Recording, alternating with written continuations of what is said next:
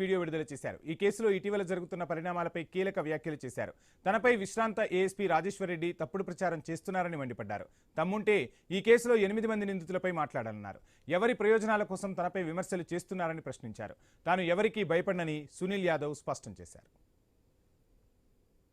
Retired ASP Rajarajeshwara Reddy గారికి నేను ఒకటే విన్నపం అనుకోండి, హెచ్చరిక అనుకోండి, రిక్వెస్ట్ అనుకోండి, ఏమైనా అనుకోండి.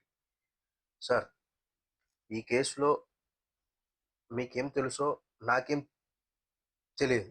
అయితే మీరు చేస్తున్నటువంటి ఆరోపణలు కొన్ని మీడియా పత్రికల ద్వారా, కొన్ని సోషల్ మీడియాలో, కొన్ని యూట్యూబ్ ఛానల్ ద్వారా, ఇంటర్వ్యూల ద్వారా చేస్తున్నటువంటి ఆరోపణలు ఏమాత్రం కరెక్ట్ కాదని అంటున్నా. చక్కగా వివరిస్తున్నారు వివేకం సార్ కేసు.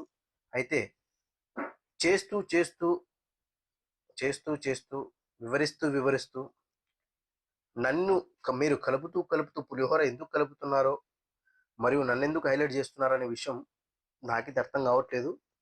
మీ స్థాయికి నేను సరిపోను అనుకోవచ్చు. బట్ అయితే ఇప్పుడు మీరు చేస్తున్నటువంటి ఆరోపణలు ఏమాత్రం కరెక్ట్ కాదని చెప్తున్నాను. రిటైర్డ్